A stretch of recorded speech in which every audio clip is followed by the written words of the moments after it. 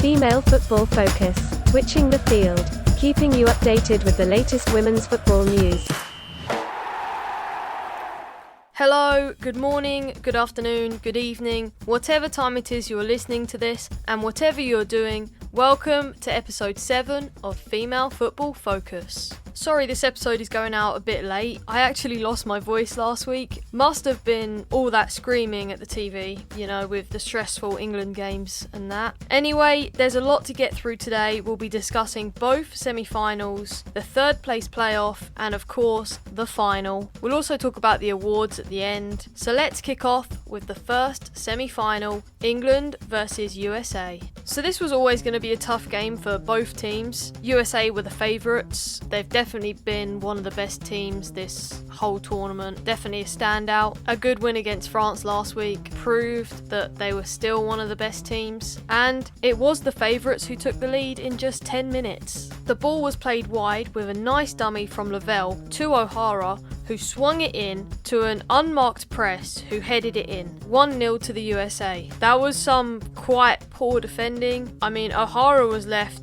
with a free cross. She had so much time. There was no one really near her. Stokes was quite far away and that was definitely her player. And then Bronze, I hate to say it, seemed to have absolutely no idea where Press was. And she basically gave her a free header. She's such a good defender. So unfortunate. But those things happen to everyone, even the best players. 9 minutes later though, and England got the equaliser. Yes. Mead swung it in low to Ellen White, who took it brilliantly and half-volleyed it in off the far post. Really, really nice goal that. She took it perfectly. And so Ellen White is now the first England player to score in 5 World Cup matches in a row. That's quite an achievement. The first England player ever. Things seem to be on the up for England. But then, in the 31st minute, USA struck again and got a second. Horan played it in over the top, into the path of Morgan, and an easy header made it 2-1. And I hate to say it again, I really hate criticising this team, but the defending was poor. We allowed them too much time and space again. And Stokes just seemed to be like ball watching or something. She has to be goal side there. She can't be next to her, she has to be goal side. But then again, shouldn't one of the centre halves have been marking her? Why was Stokes marking Morgan? To be honest, I don't think they really knew either. It all just kind of happened. USA really exploited us at the back this whole game. But what a birthday present for Morgan. And some great movement, to be fair. She did very well in that situation. Really good run and nice header. Bright then got a yellow card not long after, and I'm not sure it was a yellow card offence. She was kind of just defending and her arm, it looked like it kind of hit her in the face or her elbow or something, but she was just kind of protecting the ball. You've seen it in the past and a ref's probably given a free kick unless it was a complete elbow in the face. But this one was definitely pretty accidental, but Morgan just made an absolute meal of it. She could have won an Oscar for that. And the ref gave Bright a yellow card. I can't say I agree, but if she's going to do that, she's got to at least be fair and give it both ways. She's got to be consistent, because not long after, a similar thing happened to Jill Scott, and she actually looked like she had a nail mark, it was kind of purple under her eye, and it looked like a nail mark from the TV. She actually had a physical mark, and she went down, and the ref didn't see anything wrong with it. That was worse than Bright's. Come on, ref. Twice it happened to our players after the yellow to Bright. In the second half, we looked like scoring. In the 67th minute, Walsh played the ball into Scott, who with one touch on the outside of her boot, played a lovely ball around the defender into White, who scored 2-2. Unbelievable. But then VAR strikes again and rules the goal offside, so no goal. But like I said before, if you're offside, you're offside. A rule is a rule. And she was offside. It's unfortunate. And again, it was a really, really close one. She was a toe offside, I think. You can't complain. She was offside. The Lionesses still put everything in. And with 11 minutes to go, we came close again. Kirby played a nice ball through to Stokes, who squared it to Ellen White. Must be another for Ellen White. But she missed and fell. Well, that's what I thought. just watching it, it looked like she fell and missed the ball. But then it went to VAR and Ellen White was complaining. She thought she was fouled. And when you do watch it back, when VAR looked at it, you can see that there is contact on her trailing leg, on her shooting leg, which was enough for her to miss the ball. So I agree, it should be a penalty. Another extremely close one, and a slightly biased opinion from me. She made contact. Like, it was enough for her to miss the ball. So, like I said, I agree. But then you think, so who's going to take it? Paris has missed the last 2, and Neville said she would take the next one. But then Captain Steph Houghton stepped up, and I wonder if Paris said no, or whether Steph said, no, I'm taking this. I wonder whose decision it was. I mean, I feel like Steph had a say in it somewhere. She must have said, I'm taking it, but whether it was Paris first saying, no, I don't want to take it, or someone else saying Paris shouldn't take it, or whether Steph just went, I'm going to take it. Who knows? Interesting one. I'm not sure I can even talk about this really. Like, so much pressure and so much hope, and Steph struck it and it was saved. A pretty poor penalty, but the keeper went the right way and it was a good save. She had to adjust her hands harder than it looks, so credit to the keeper. But oh my god, why can't we take penalties? Why?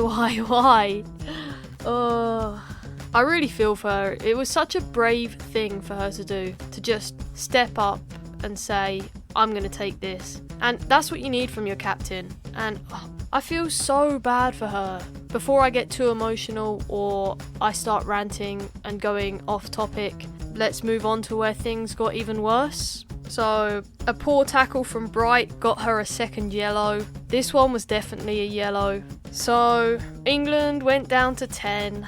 But nothing more could be done, and USA progressed through to the final 2-1. Heartbreak for England. But you know, it was a really entertaining game actually, and both teams put everything in. You can't criticise England for not trying.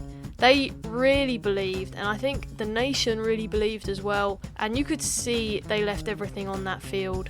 Really, really unfortunate. Now going back, so Rapinoe didn't actually play the game, which was quite a shock to me and others as well. Even the fans for USA, they were a bit confused as to why Rapinoe didn't start or didn't even come on. Now it came out at the end that she had a mild hamstring strain, and that's why. But it's a bit of a strange one. I wonder if England did take the lead, or if they were tied, whether she would have come on. Who knows? It was a really good game, and 11.7 million people actually tuned in to watch it on the BBC, which is absolutely amazing. So first of all, that's the most watched women's football game ever, and also that's the most watched programme of 2019 so far, which is pretty astonishing. I don't think anyone could have predicted how many people really would have got behind England. The viewing figures are so good, it says it all.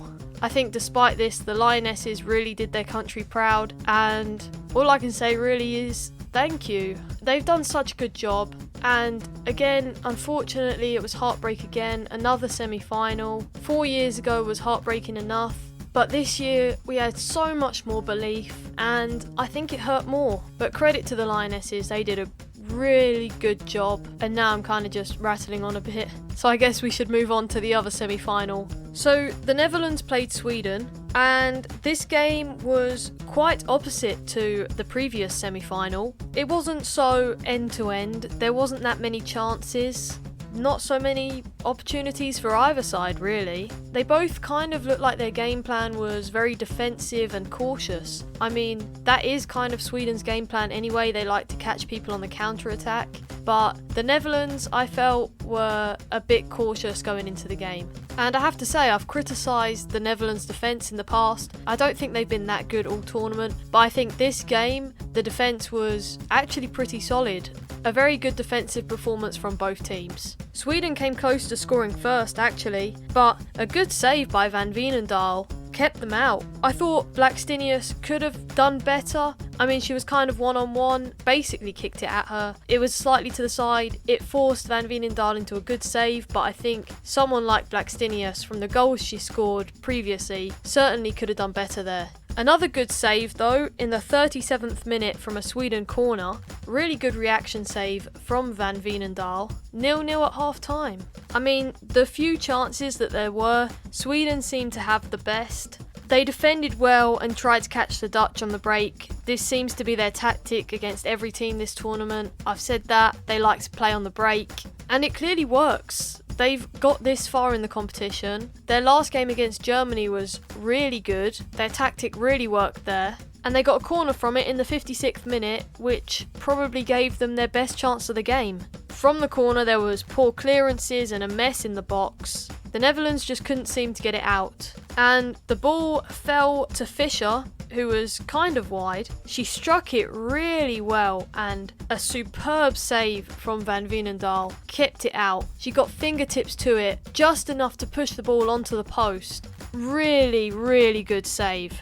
The Netherlands then came close, also from a corner 8 minutes later. A lovely header from Miedema looked to be just dipping over Lindahl, but another fingertip save pushed it onto the bar and kept it out. What an unbelievable save. These two saves within 8 minutes of each other, absolutely amazing. There's been criticism about women goalkeepers, and this game proved that there's nothing really wrong. The keepers are just as good. This game has certainly been all about the keepers and the defenders. The Netherlands had the final chance of the 90 with a powerful strike from Van der Sanden, but it was parried away again. 0-0. We went into extra time. Unfortunately, Sweden looked tired out there, and eventually the deadlock was broken. In the 99th minute, a lovely low shot from the outside of the box from Groningen into the bottom corner gave the Netherlands just what they needed. 1-0, a lovely strike, and that got them into the final. The Netherlands win 1-0 in extra time. Really well battled game. Sweden were unlucky, so it's a USA-Netherlands final.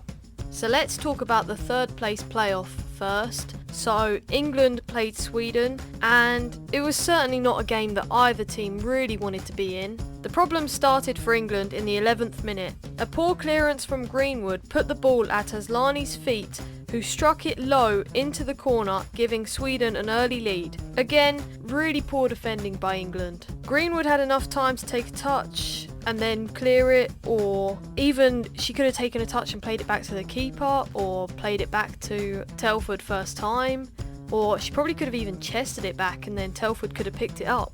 I don't know if there's a lack of communication, which I think I've said before, but the ball can't go there. If you're going to clear it, it's got to go. And then things got worse. 10 minutes later, they got a second. Jakobsen was allowed to run into the box with absolutely no pressure, and she put a lovely shot into the far post. It was a really beautiful goal, really well taken. But what were the Lionesses doing? I mean, it's almost like they didn't turn up. I think this game came too soon after their defeat to the USA. I don't think they were mentally prepared for it. They looked really down, and I guess they were hurting physically as well. But I think the mental side definitely came into it. They were definitely not prepared for this game. Having the belief that they can go all the way and then losing like they did, I mean, it's going to affect them. And the game showed it. They really weren't ready for it. Well, I guess the second goal was a bit of a wake-up call, as we suddenly came to life. And Lucy Bronze came close with a nice strike from outside the box. Good save by Lindahl. And then in the 31st minute, the Lionesses got one back. Yes. Scott played a nice ball into Kirby, who cut inside of the defender and curled it low off the post into the bottom corner. I'm surprised that was her only goal of this tournament. I thought she would have had more. Maybe it was the position she was playing in, because she was kind of playing that number 10 role. But I certainly think this was one of the better games Kirby had. It looked like she had more freedom. Just 2 minutes after, a powerful ball in from Mead to White, who controlled it well despite the power on it. She got around the defender and scored. With England's luck, it went to VAR, and no surprise, it was ruled out. This time because of handball. Now, this one, I mean, again, I'm biased, so in my opinion, this should have been a goal. I really don't get this. I could talk about this for ages, and when you refer back to the rules, it's a tricky one, because I personally thought it came off another part of her body first, so that means it's not handball, but it's hard to tell if it comes off like her foot or if it comes off the floor. I'm not really sure. I'd have to it's like you need to see all the VAR camera angles again. Like, she's just shielding the ball and running. Twice we've lost because of VAR. I mean, I think it's good to have it, but things need to change. First of all, the whole handball rule just needs to be changed. That's nothing to do with VAR, but the handball rule has to be changed. Because someone can literally kick it at your arm at point blank and it will be a penalty. They have to change the rule. I think we saw this towards the end of the competition, but less things need to go to VAR. But that handball should have never been picked up. I don't get that, and they say a decision can only be overruled by a clear and obvious error, and I'm sorry, but that to me was not clear and obvious. But again, like I said, I'm biased, so moving on.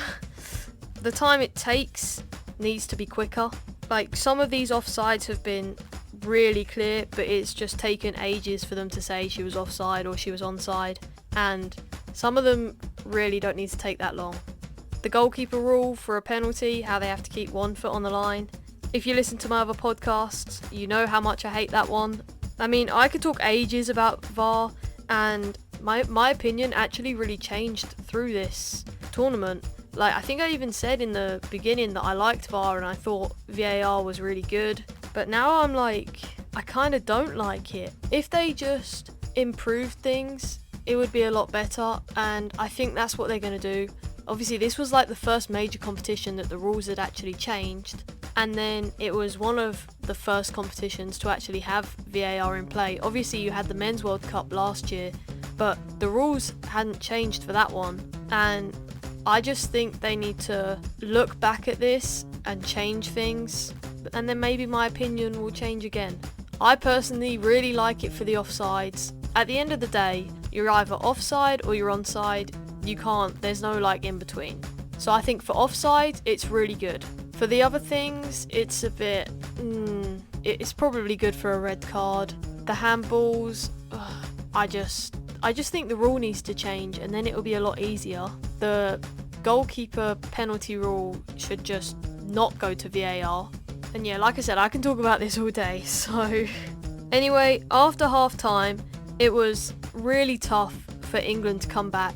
Sweden defended really well in numbers, and I mean, we made it really difficult for ourselves. We put ourselves 2-0 down, and we managed to get one back, but trying to get another when all Sweden really had to do was defend and keep the ball was pretty hard, and we were pretty tired as well. I mean, Sweden are going to be tired also from their game. It just felt like we couldn't do anything.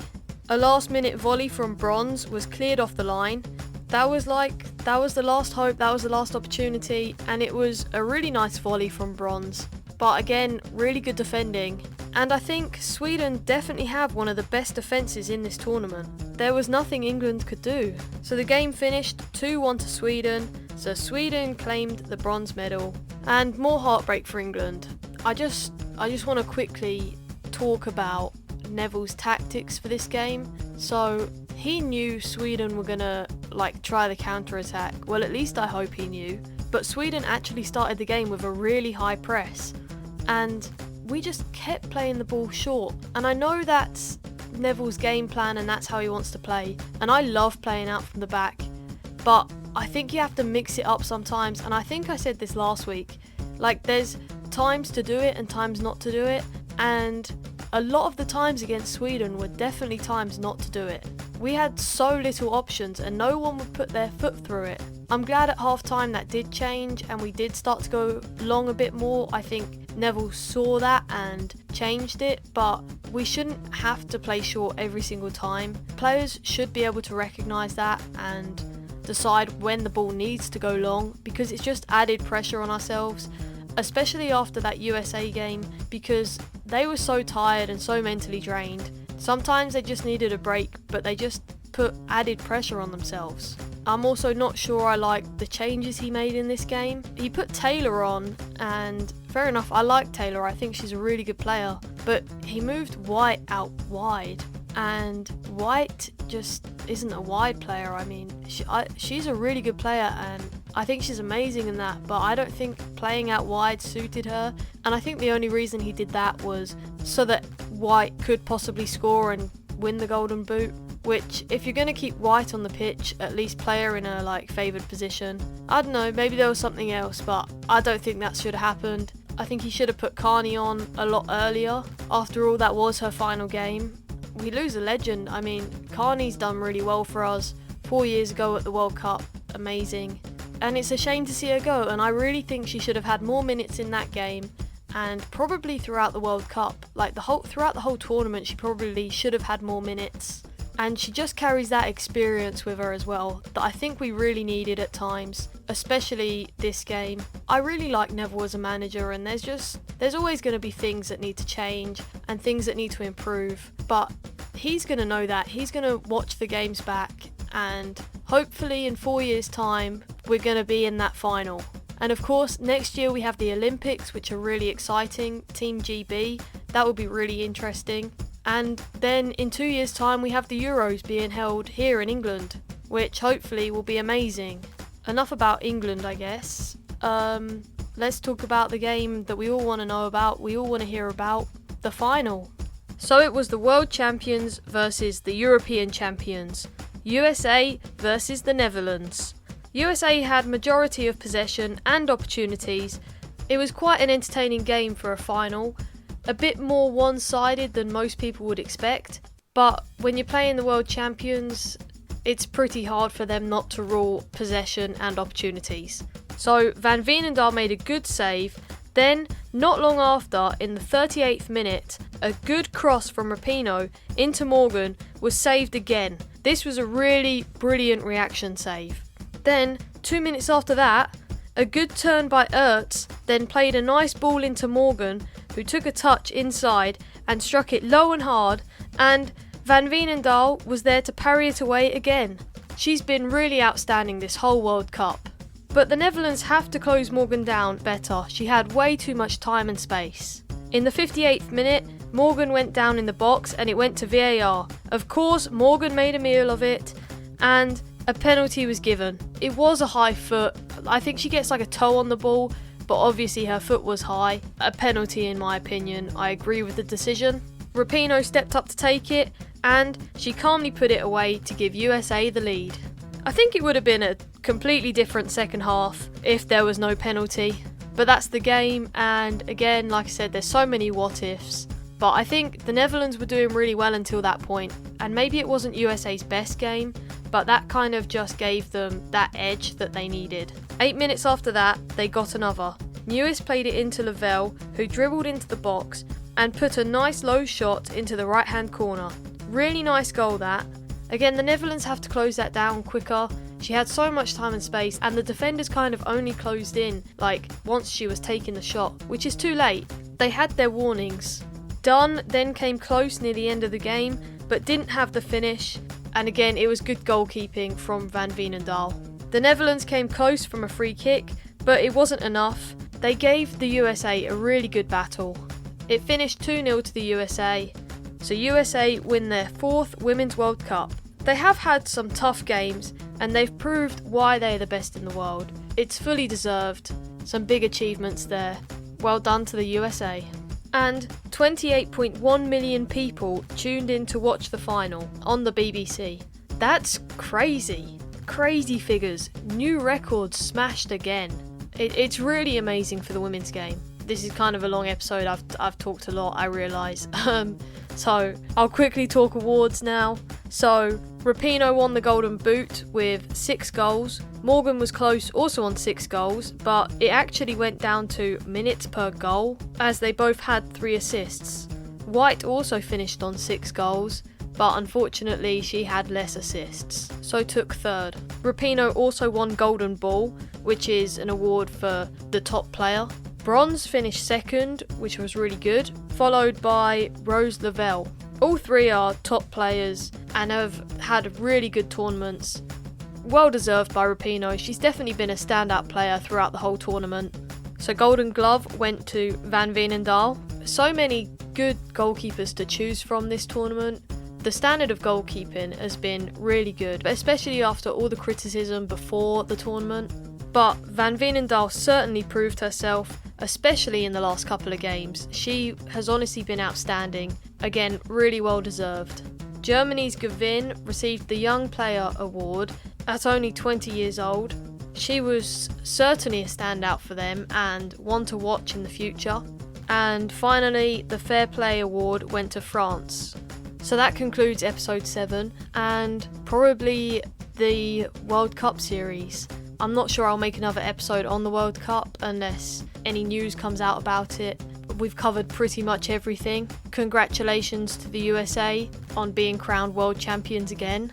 Heartbreak for England, but yes, they didn't come home with anything like physical, but what they've done for the women's game, it has been great, and I think there's so many good things to come, so much to look forward to in the future. So all I can say is thank you to them, thank you to the whole World Cup really, thank you to all the players, because they've really inspired so many people all over the world. And like I said, the women's game can only go up, so hopefully we'll see some big changes coming soon. So what's going to happen to this podcast now the World Cup's finished? Well, I'm actually planning to cover both the Women's Super League and the Women's Championship. Obviously, any England news I'll also cover, so any England games, any England friendlies, any competitions. So we have the Olympics next year, can't wait to talk about that. And we have the Euros in this country in 2 years' time. Can't wait to cover that and hopefully be at some of the games. Really excited for that. There's lots happening, there's lots to come. The opening fixtures have just been released for the Women's Super League. I'm interested to talk about that. I'll probably talk about that in a few weeks. Probably the week before it's meant to happen. So probably like the end of August. I'll also talk about a lot of the transfers because there's been a few big transfers so far. And I think especially after this World Cup, we'll see a lot of players moving around. So I'll definitely have a whole podcast covering that. So yeah, stay tuned. We're going to take a little bit of a break. And then we'll be back with Women's Super League and Women's Championship news. And obviously we'll be talking about all of them games. Thank you for listening. I hope you've enjoyed these World Cup episodes. I'm sorry if I've talked too long on this one. I know I said I was going to try and keep it between like 20 and 25 minutes and I'm pretty sure I'm over on this one, so apologies for that. So I'll just stop talking. But yeah, make sure you stay with us. Follow us on Instagram at Female Football Focus and Twitter at FFFPodCST. We also have a Facebook page, so make sure you like us on that, Female Football Focus. You can listen to this podcast on iTunes, Spotify, SoundCloud, YouTube, Stitcher, and again, we've just added a new one. You can now listen to us on iHeartRadio. So there's plenty of ways for you guys to listen to us. I'm really excited for the beginning of this season. Wow, I really don't know how to end it. I can't just say come on England anymore. I know there's people from other countries that listen to this and you're probably sick of me talking about England. But I mean, I'm going to be biased. I'm going to talk about England. I didn't want them to lose. But yeah, all I can say, thank you for listening. Hopefully, I'll see you soon.